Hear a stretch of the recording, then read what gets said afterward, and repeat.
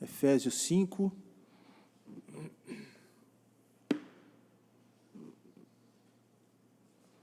versículos 15 até o 21. Quero se colocar em pé, irmãos, por favor, aqueles que puderem, para nós fazermos a leitura.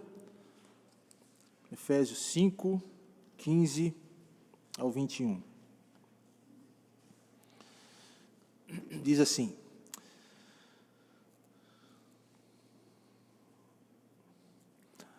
portanto, vede prudentemente como andais, não como nécios, mas como sábios, remindo o tempo, porquanto os dias são maus. Por isso, não sejais insensatos, mas entendei qual seja a vontade do Senhor.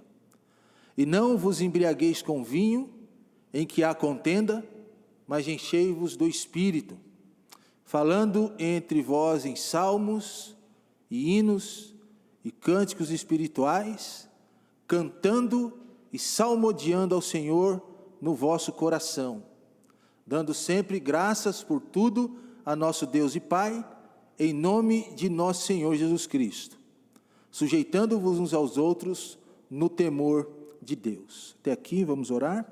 Senhor Deus e Pai, muito obrigado mais uma vez pela leitura da Tua Palavra.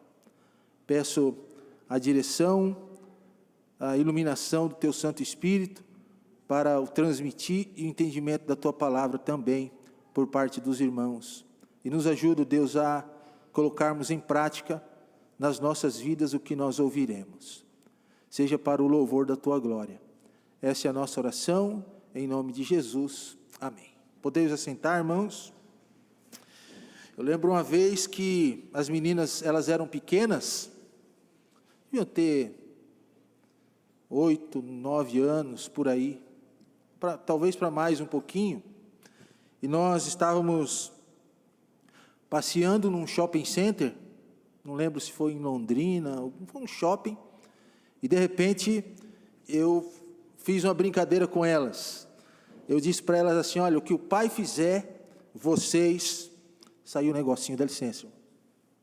Eu disse assim: o que o pai fizer, vocês fazem atrás. E de repente, eu comecei a andar no shopping, como se fosse um aleijadinho, sabe? Com um deficiente físico. E eu comecei a... E elas vieram atrás de mim, as duas, fazendo a mesma coisa, e nós três andando no shopping, mancando assim, e elas seguindo o meu exemplo. E eu lembro que passou uma senhora e olhou para nós assim e falou assim: tadinhos, os três aleijados. Aí eu falei para elas assim: não, nós estamos só brincando. A brincadeira foi boa, porque ficou gravada até os dias de hoje. Elas lembram, eu lembro, mas talvez não tenha sido muito prudente, porque aquela senhora achou que nós éramos os três deficientes físicos, né? E ela ficou assim, abismado com aquilo, ver os três certinhos, assim, andando, um do lado do outro, um atrás do outro, da mesma forma. Sabe, irmãos, que tudo que nós fazemos, nosso exemplo, nosso andar, deve ser feito com prudência, né? Deve ser feito com muito bom senso.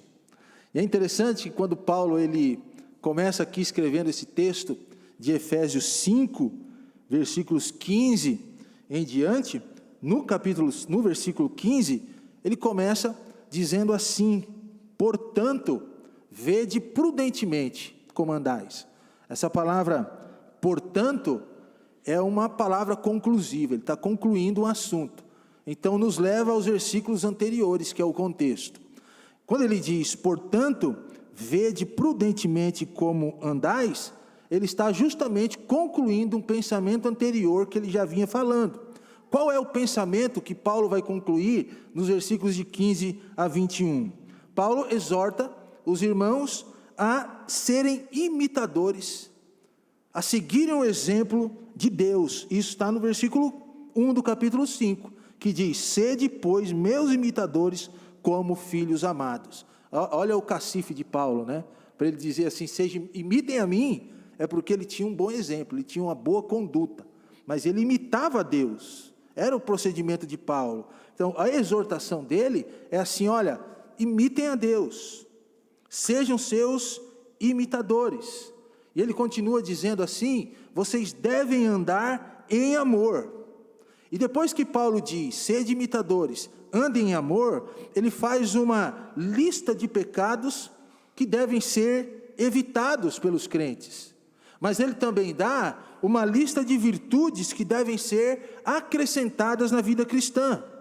E quando Paulo vai concluindo o seu argumento, ele diz que as pessoas que estão nas trevas, ou mortas sem Cristo, ele se refere aos incrédulos, e quando ele chama essas pessoas sem Cristo de filhos da morte, pessoas que estão mortos no pecado, e ele fala assim: existe uma necessidade de todo homem, daqueles que estão mortos no pecado. No versículo 14 ele vai falar dessa necessidade de todo homem sem Cristo na vida.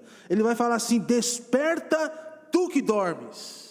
A ideia de dormir é: tenha vida em Cristo, seja vivo espiritualmente.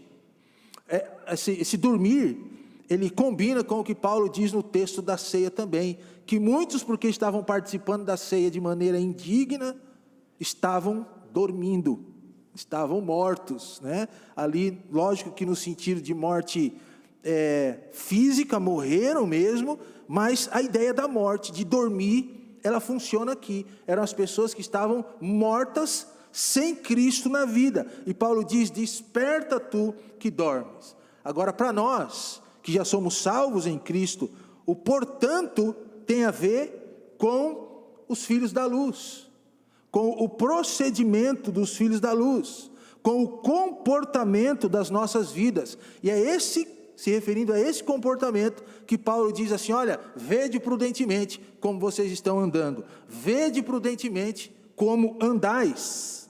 Andar tem a ver com comportamento, e as meninas se comportaram andando como eu estava andando. Caminhar, andar, tem a ver com estilo de vida. Agora, andar prudentemente tem a ver com andar exatamente como alguém anda. Tem a ver andar acuradamente. Tem a ver com andar de forma diligente. E Paulo está dizendo aqui: andem como Cristo, imitem a Cristo, vede prudentemente como vocês estão andando. E nós cristãos, irmãos, temos que viver, andar de uma certa maneira.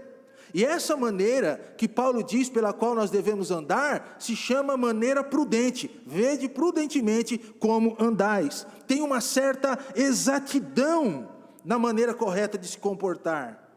Tem uma certa virtude que faz prever e procura evitar inconveniências e perigos na vida. Então, quando nós andamos prudentemente, tem uma virtude entrelaçada nisso, que é parecermos com Deus, com Cristo. E isso nos livra de inconveniências e nos livra de perigos.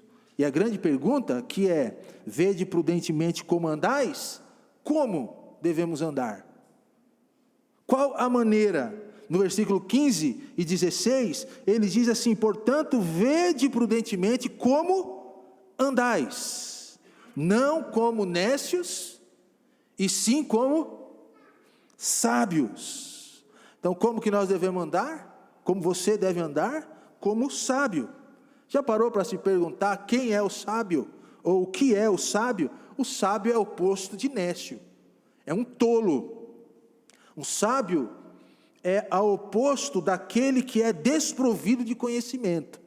Então nós podemos dizer que tolo é todo aquele que não conhece a palavra de Deus, ou que não anda de forma sábia, não tem sabedoria na vida. Um tolo é aquele que falta discernimento para olhar as situações e poder enxergá-la de maneira correta e agir de maneira prudente. O tolo é aquele que é estúpido, ele não tem muito senso no agir, ele age sem pensar.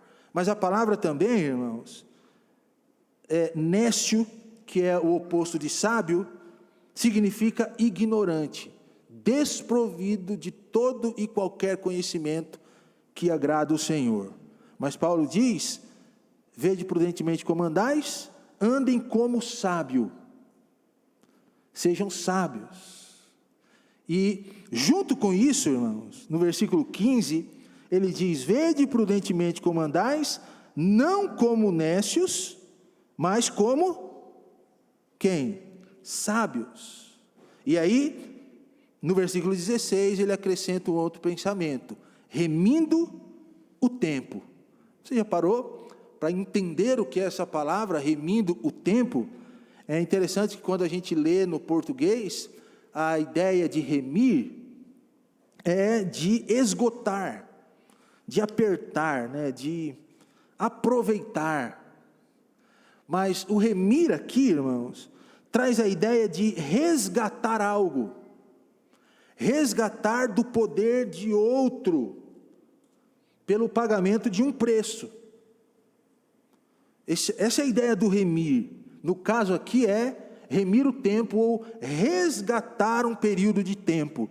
E quando a Bíblia fala de tempo, ela usa duas palavras. Uma é kairos e outra é cronos. E a que Paulo usa aqui é a primeira, é o kairos, que significa uma medida exata, é o tempo, esse tempo. É o tempo agora, não é um longo período, mas é remir o tempo, aproveitar o tempo agora.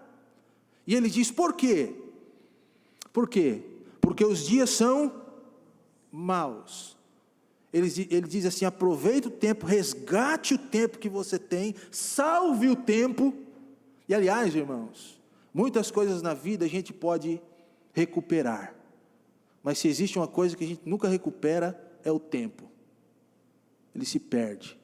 E Paulo diz: resgate o tempo, porque os dias são maus, cheios de labores, cheios de aborrecimentos, cheios de fadiga, cheios de pressão, dias a cada momento que passa mais atormentadores, mais difíceis pelos labores da vida, trabalho árduo, aborrecimento, perigos, falta de ética no mundo hoje, onde as pessoas nem consideram mais as outras. Então Paulo diz: olha, aproveitem o tempo, resgate o tempo, seja sábio, porque os dias são maus, e o tempo precisa ser melhor aproveitado. É a ideia de resgatar. Eu lembro que quando eu era menino, lá na nossa cidade, nós tínhamos um campinho que a gente jogava bola na esquina de casa, e a gente, todo domingo, todo sábado, enchia de gente para fazer aqueles timezinhos, 3 de cada lado, 4 de cada lado, e era aqueles golzinhos, caixote, sabe? E tinha até campeonato, só que passava um canal, tipo esse canal que passa aí na 13, do outro lado do campo, e quando alguém chutava a bola forte, adivinha o que acontecia? A bola caía dentro do canal, aí era uma agonia para pegar aquela bola, era uma correria, pega a bola, a represa vai levar, e não sei o que, pega a bola, e o que nós fazíamos, irmãos? Pegava um bambu, e fazia um arco na ponta, com um arame mais grosso, uma cestinha de plástico, de aqueles sacos de adubo, e fazia, e aí a gente ia lá no canal, ficava aquele monte de gente ao redor, parecia que estava salvando uma gente, e aí o cara ia lá, a gente ia lá com aquele bambu, pegava a bola, e trazia a bola de volta para nós, e começava o jogo de novo. Salvamos a bola e salvamos o jogo, resgatamos a nossa alegria. A ideia de resgatar aqui, irmãos, o tempo é essa: resgate o tempo. E quando vocês fazem isso, vocês são sábios. Então, queridos, presta atenção no que eu vou dizer para vocês agora. O cristão precisa pagar o preço para resgatar do poder de outro, seja de outra pessoa, seja do diabo, seja dos labores da vida, seja da sua própria vontade, uma certa medida de tempo. Isso é sábio. Quando você olha as situações e resgata de você mesmo, da sua vontade, daquilo que você quer fazer, você resgata do diabo, que quer tomar o nosso tempo com internet, com um monte de coisa aí no mundo, Você resgata o tempo dos labores da vida, porque as dificuldades da vida levam a gente a ficar preso a um certo tipo de tempo. Então você resgata esse tempo, e isso é sábio. Por exemplo, irmãos, quando eu chego em casa e tenho vontade de largar tudo para ver TV ou ir para o computador. Você trabalha fora, você chega em casa, a vontade que você tem é chegar em casa ali, sentar no sofá, olhar para a TV, ligar o seu laptop e ficar ali na frente assistindo uma série, alguma coisa. Mas daí eu resgato, eu vou remir o tempo, ou um certo período de tempo para brincar com os meus filhos. Apesar de estar muito cansado, o que eu vou fazer, irmãos? Eu sou sábio. Então, eu vou resgatar esse tempo. Porque se eu não resgatar esse tempo de ficar com os meus filhos, ele se perde na confusão da vida. Se eu não resgatar esse tempo, eu sou um nécio, eu sou um tolo, porque ele passa, e pode ser que não volte mais. Então, você precisa resgatar o que é mais precioso do tempo para você. O resgatar o tempo, às vezes, envolve deixar um pouco o trabalho estressante, as horas extras e mais, para resgatar o tempo com a esposa, resgatar o tempo com a família. Sabe, essa semana, a Vânia deve estar vendo pelo link aí. Então, vou falar porque eu tenho que fazer a minha parte aqui, irmão Paulo. Eu tenho que fazer a minha parte. Essa semana, e não é porque eu ia pregar não, tá, irmãos? Foi de coração mesmo. Essa semana, eu estava com ela, saímos aqui da igreja, e chegamos antes num lugar, e a gente tinha que voltar para casa, para depois voltar para pegar o Juan. E eu tinha que terminar a mensagem, eu tinha que fazer outras coisas, tinha que preparar a aula para colégio, e só que eu estava com a Vânia, eu disse assim, eu preciso resgatar um tempo com ela. São poucos os períodos que a gente está sem as crianças. Daí eu olhei para ela assim, vamos tomar um café? Aí eu levei ela lá no shopping, lá na Balduco, sentamos, um pedaço de panetone com aquele doce de leite assim, um cafezinho expresso. Ela sentou na minha frente, eu sentei na frente dela. Irmãos, mudou os dias. Mudou os dias. Ela está feliz comigo, eu estou feliz com ela. Ontem eu disse para ela assim, eu adocei sua vida, né, meu amor? Ela falou, você me ganhou nos pequenos detalhes. Foi verdade. Então, irmãos, o que eu fiz? Eu resgatei o tempo. Eu fui sábio. E você também pode ser assim. Paulo diz no versículo 15, portanto, vede prudentemente como andais, não como nécios, mas como sábios, remindo o tempo, resgatando o tempo para você, por quantos dias são maus, os labores são muitos. E quando você vê, o tempo já foi. Mas o sábio é aquele que resgata o tempo para Deus, por exemplo, para estar na igreja, para estar no culto, para se envolver com as coisas do Senhor. Mas ele não para aqui, irmãos. Vede prudentemente como andais, não como nécios, mas no versículo 17, ele diz assim, por isso não sejais insensatos. Ao contrário de não ser insensato, é com bom senso. Então, como que nós andamos prudentemente? Tendo bom senso na vida. Ele diz, por isso não sejais insensatos. As palavras de Paulo é assim, olha, não vos torneis insensatos. Não vos torneis insensatos, que ou aquele, ou aquela que vive sem juízo. Insensato é aquela pessoa desajuizada, que não tem juízo. Mas o sensato, quem que é, irmãos? O sensato é aquele que tem uma justa medida. Ele age sensatamente. O sensato é o contrário de insano. É o contrário daquele que delira, do ébrio, o delirante. Mas o sensato é o contrário da palavra do nosso dia a dia que nós conhecemos, doido. Conhece a palavra, Beca? O doido. Não conhece? Não, o doido é aquele que é doido. Não tem outra tradução. O doido é aquele que age de qualquer maneira, sem pensar, sem raciocinar. Mas aí, o Paulo diz assim, mas não sejam insensatos, aí ele vai dizer assim, mas entendei qual seja a vontade do Senhor. Porque o sensato, ele entende qual é a vontade do Senhor e age de acordo com essa vontade. E entender a vontade significa procurar compreender, irmãos. É diferente, né? Quando eu digo assim, entender qual seja a vontade, e quando eu digo assim, procurar e compreender.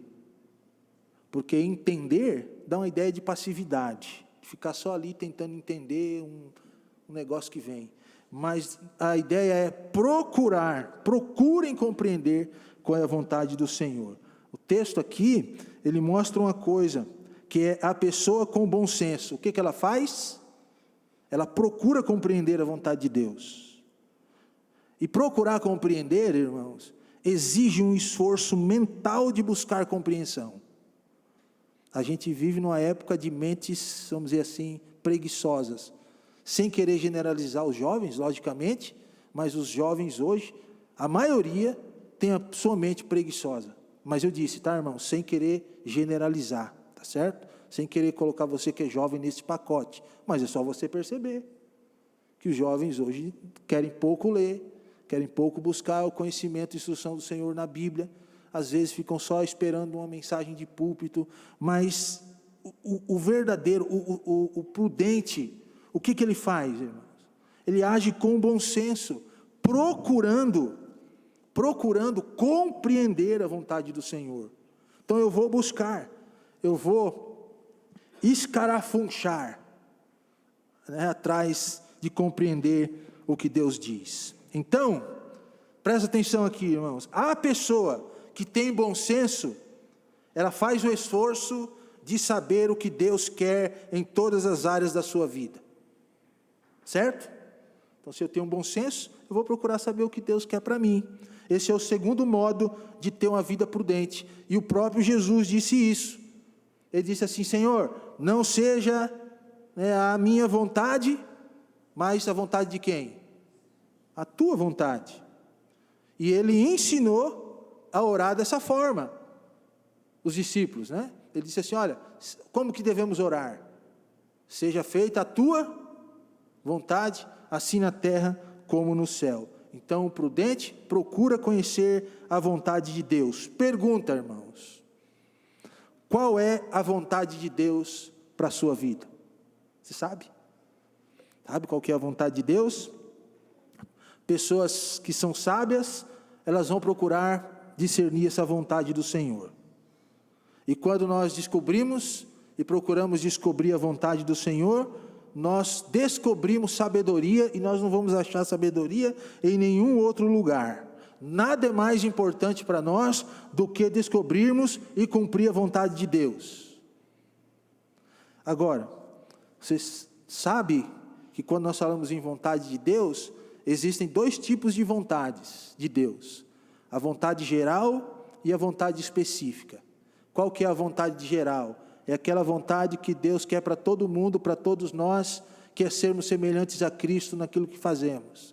E existe a vontade específica, que é aquilo que Deus tem para cada um de nós, no plano que Ele traçou. Então Deus tem uma vontade para você, tem uma vontade para você, um plano para você, um plano para mim, são específicas que a gente também deve buscar, compreender, através do nosso contato com Deus, o que Deus quer para mim.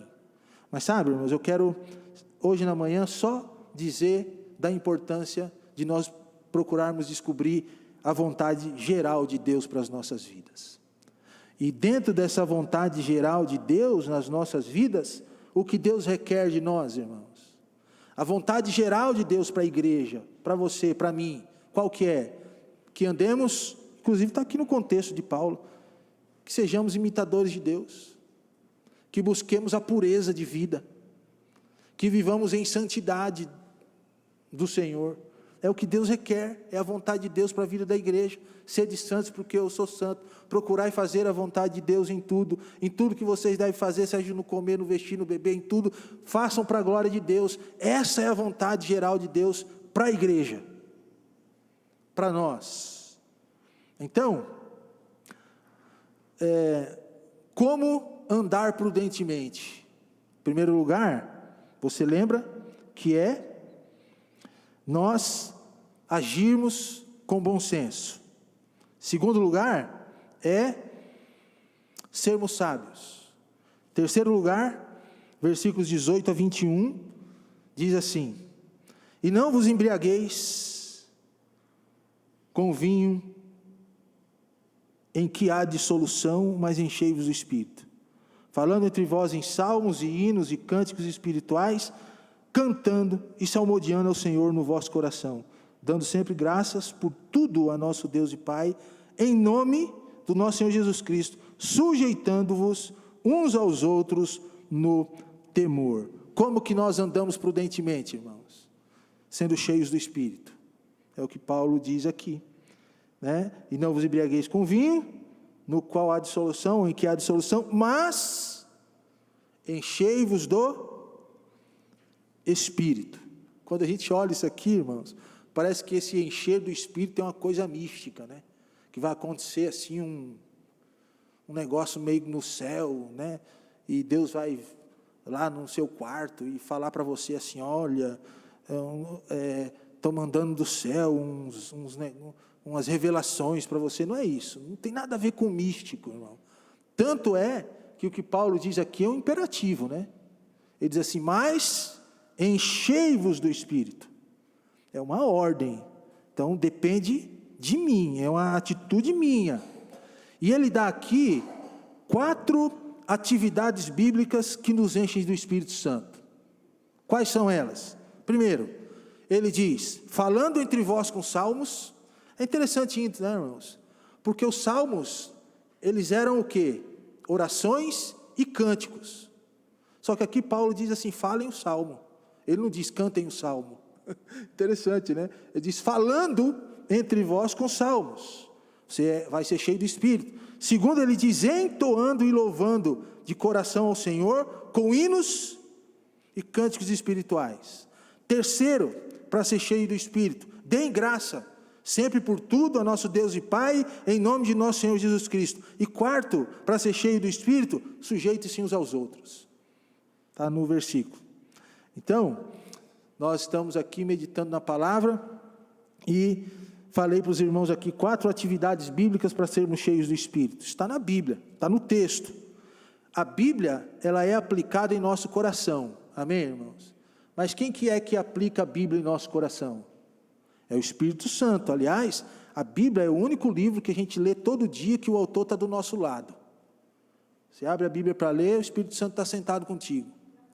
Você vai fazer seu devocional, o Espírito Santo está do seu lado. Qualquer outro livro que você compra aí, você não sabe nem quem é o autor.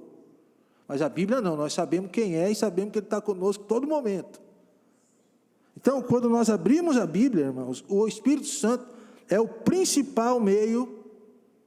Acho que eu coloquei essa frase aí, Wallace, no próximo slide, tenta passar aí. Ali, a Bíblia aplicada ao coração pelo Espírito Santo é o principal meio pelo qual os homens são edificados e estabelecidos na fé, após sua conversão.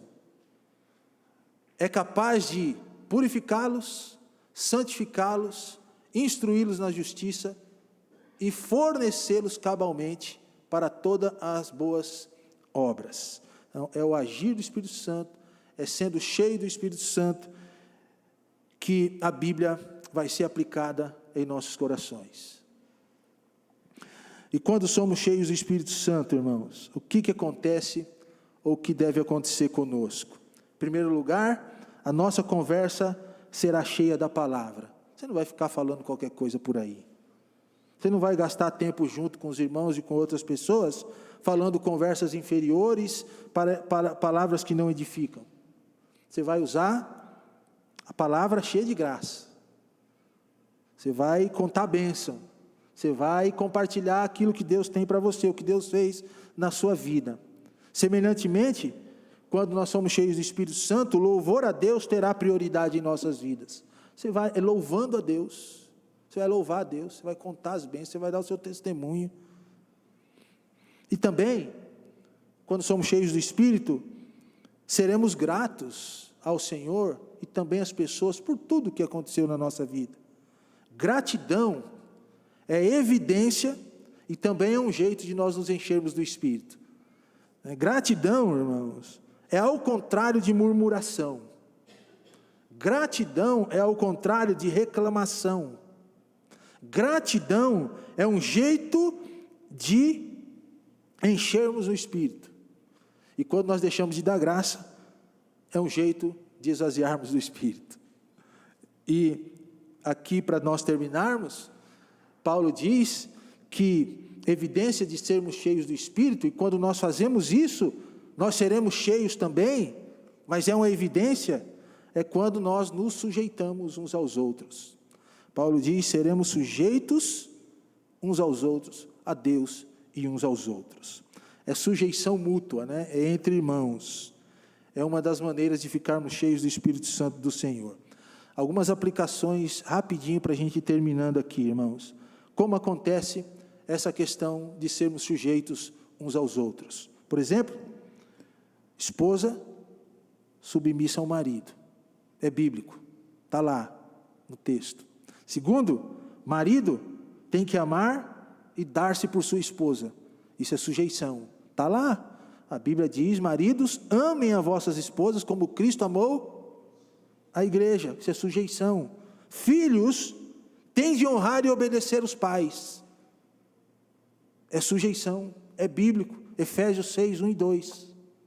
Inclusive diz que filho que honra e obedece pai e mãe é o primeiro mandamento com promessa. Vai viver muito. Vai ter a bênção do Senhor. Isso é sujeição. Pais, homens, não devem irritar os filhos. Já viu como os pais gostam de irritar o filho? Cutucando, falando que não agrada, às vezes jogando na cara dos filhos aquilo que eles não gostam. Então, homens não devem irritar os filhos. E em último lugar, como que acontece essa sujeição nos nossos relacionamentos? Empregados, trabalhem quando o patrão não está olhando. Isso também é sujeição, porque as pessoas costumam trabalhar quando o patrão está vendo, né? Só estão vendo, o cara estará trabalhando, o patrão dá as costas, ele encosta. Isso não é ser sujeito. Sujeição é trabalhar quando o patrão não está olhando. E sujeição é você ser santo, sabendo que Deus está vendo, que Deus está olhando. E eu quero terminar, irmãos, a mensagem, dizendo que Paulo começa o texto falando, portanto, vede prudentemente como andais. Como que é o nosso andar prudente? Sendo sábios, né? Que mais? Não sendo com bom senso, né? Não sendo nécios, mas também sendo cheios do Espírito. E o versículo de Colossenses 3,17 diz assim, e quanto fizerdes, por palavras ou por obras, né, ações, fazei tudo em nome do Senhor Jesus Cristo, ou em nome do Senhor Jesus, dando por Ele graças a Deus Pai. Então, e quanto fizerdes, por palavras ou por obras, tudo, fazei em nome do Senhor Jesus Cristo. E aí, essa palavra de Paulo se fará presente em nossas vidas. Vede prudentemente como andais. Que Deus nos abençoe. Vamos orar.